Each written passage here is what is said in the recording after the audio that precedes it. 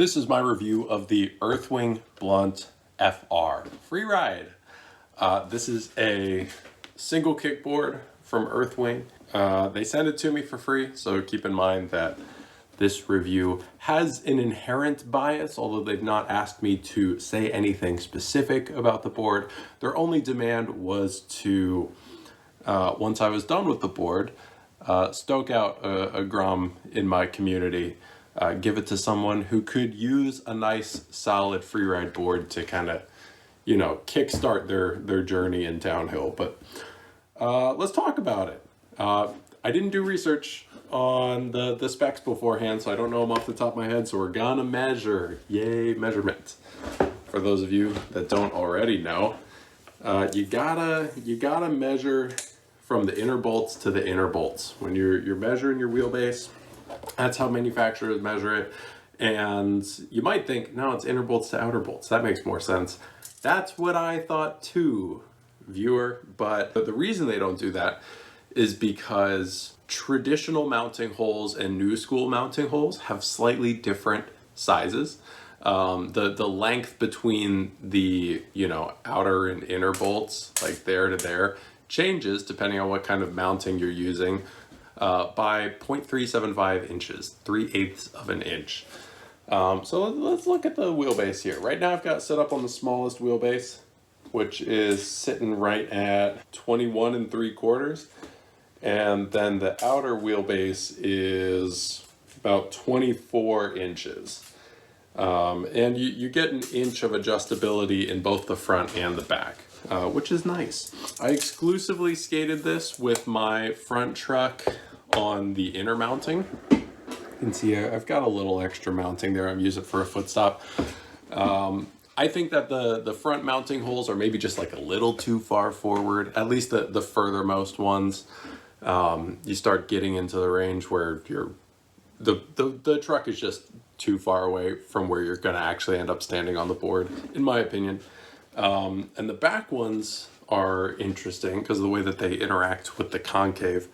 I'm using the smaller option this week because I wanted to try to force myself to take a smaller stance on this board because of one issue I have with this deck. I think everything else about the board is great, but there's one qualm that's kind of been like the thing I've been trying to hurdle, which is this concave situation in the back. So some facts you need to know about wood is that wood doesn't like to bend in multiple directions at the same time. If you try to force it to do that, you're going to have a lot of tension in the wood. It's likely to split in the mold, or once it's out of the mold, it's likely to break on the rider.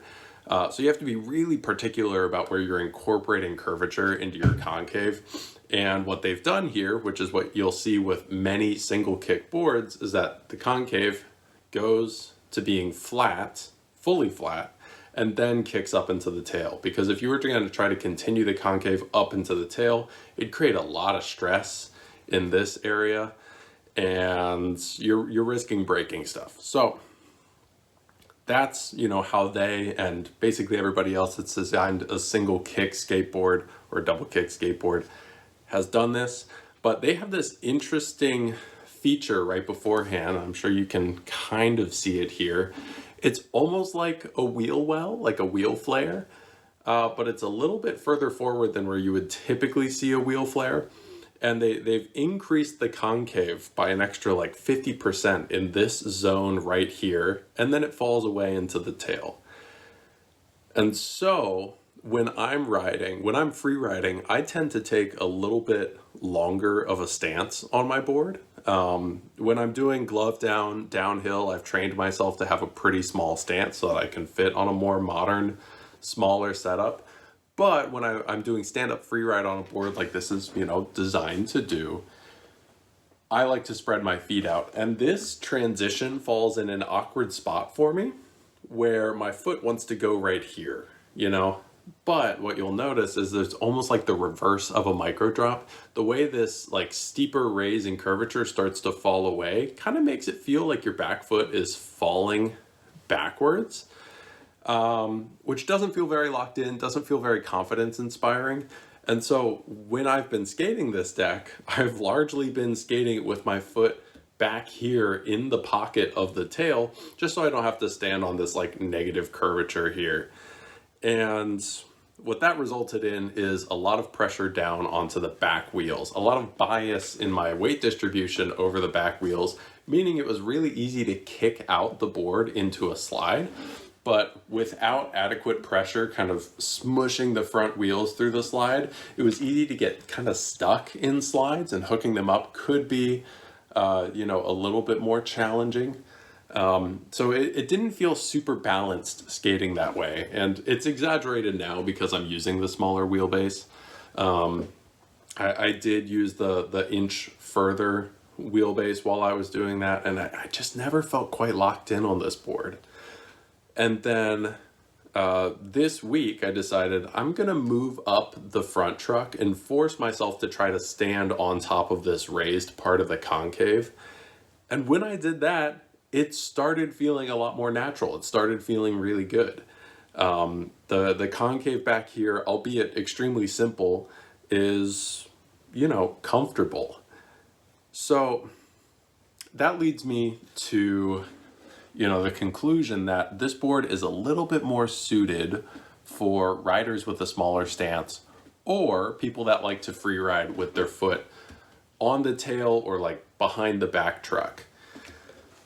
Which is not uncommon. There's a lot of really proficient skaters out there that like to have their front foot all the way back over here so they can really like smash these back wheels down into the pavement, kick out slides. And it's not uncommon, it just doesn't work super well for my style of skating and the way that I've learned free riding. So if that's you, if you like to ride back here, this area is just so comfortable to sit in. It's nice and flat. This pocket, when you get in your toe here, is just so nice. Like, this would feel awesome if I could bring this wheelbase back 1 more inch. But when you do that, now you're getting up into the tail. So it's like give or take. But when I forced myself to free ride with a smaller stance, I really started to enjoy this board. But that adjustment is something I would really have to deliberately make myself do. And I don't know if in the long run that's gonna work well for me. By the way, just so you know, I'm 6'7", believe it or not. I'm 6'7", meaning I'm probably the tallest downhill skater you know. And so when I say my stance is too big for this, that's a lot of the reason why. But, you know, like I said, I've trained myself to be able to use smaller stances, but when I'm free riding, I tend to adopt a wider stance, and that's where this kind of concave complex stops working for me, which is a shame because I really like a lot of the other aspects of this board. The kicktail, I think, is phenomenal. This is, you know, longboard companies don't often get kicktails right. It's kind of like an afterthought to add it to the board because they're focused on the concave, they're focused on the stiffness, they're focused on all these other things. And then it's like, well, let's add a kicktail. It seems like Earthwing has really well integrated a kicktail in their board, which is not surprising because for the longest time, Earthwing has made boards with kicktails on them that have been really good. And this is no different. On the inner wheelbase with RKP trucks, I think the kicktail pops a little bit too shallow for my taste. You can see when the board hits the ground, it's got about that angle, which is not ideal for me. You bring that truck back and then you can get a little bit steeper of a pop, and that's the money zone for me. I was able to ollie this really well, kick flip it, do all my flat ground tricks on this board, and it felt really, really good. Now, the front concave is not something to ignore either because it kind of has this spoon effect where they've done what I said you can't do in the back, but it's much more subtle. So they're able to, you know, massage the wood into this shape where the front kind of has, you know, the concave continues, but it scoops up ever so slightly. And I really love the way my front foot falls on this concave here. Feels really good, feels locked in, very comfortable, and I add a foot stop to all of my boards, but it's not like you need it. But yeah, One thing I've only noticed really recently is that it seems like the front truck and the front flush mounting and the way at the front of the board kind of curves up seems to add, just 1 or 2 degrees to the front truck. It was subtle enough that I didn't know while I was skating this board that was happening, but looking on it like on a flat surface from a side-on view, can kind of tell the front truck is ever so slightly wedged up. Again, didn't cause any problems for me, but it might have the effect of making your front truck feel a little bit more lively, a little bit more turny, but it's 1 or 2 degrees is extremely subtle. Yeah, you can see I've got this board set up on my trusty Paris Savants. I've opted for 50-30 angles on here. Or not 50-30, 50-35. So I've got the 50-degree standard front base plate, and then in the back truck I've got it de-wedged with a custom riser, but you can just as easily do this with an off-the-shelf riser, like from Pat's Risers. I am sponsored, but also he makes good, cheap products that can really enhance the way your board skates. So go check out Pat if you're looking to pick up a few risers that you can, tune kind of the steering dynamics of your board. But yeah, 165s is maybe the upper limit of, size of trucks you want to skate on this. I haven't checked the width of this board. Let me do that real quick.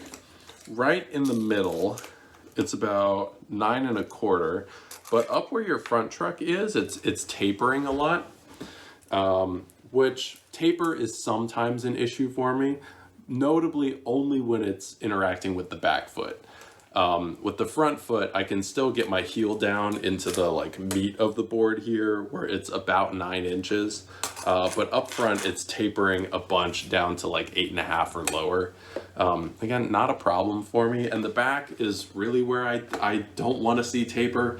And this board really doesn't taper at all in the back. It stays full and wide so I can get good contact down with my heel. Keep adequate pressure during slides. And I've done some great slides on this board, but I've also done some bad slides on this board. It's really, I mean, the Achilles heel of it for me is just with my larger stance, this kind of awkward standing platform back here. But I will reiterate that once you kind of adopt a little bit shorter stance and get on top of this high point in the concave, it does feel really good. It does feel really nice. But yeah, if you're free riding this thing, you probably want to pair it with 165 or 150 mil trucks. You can see my back wheels really aren't poking out at all, but front wheels do kind of reveal themselves past the front of this taper. That's fine. I'm not super worried about rail match, but I know a lot of people are concerned about rail match. So if you're trying to pair this with some trucks, 9-inch calibers are a great way to go for this board, or 150 mil Paris. 165s are completely fine. And of course you can skate 10-inch trucks. You can skate 180s on this. I don't freaking care. I don't believe in rail match. I'll make a video about it someday, I swear, but we're not getting into it is what I keep saying. But yeah, I think this board can work really well for people if you're looking for a, cheaper board,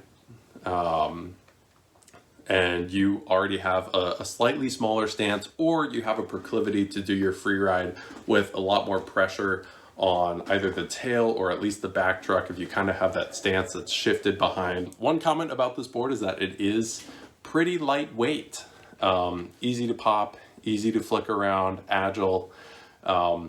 As many of you know, a heavier board can kind of dampen out your inputs in slides and make the board slide a little bit more predictably. So when I was going from a heavier weighted setup to this board, I did notice that the board was just a lot more reactive to my inputs, which I was very quickly able to get used to and control, but just something to note. It's a little bit on the light side, which really increases kind of the playfulness of this board. I think it's a good fit for this shape and this kind of setup. And I didn't have any complaints about the stiffness of this board, but just the board is well constructed, felt super stiff, and I can usually tell when a board's got some flex in it just from riding around.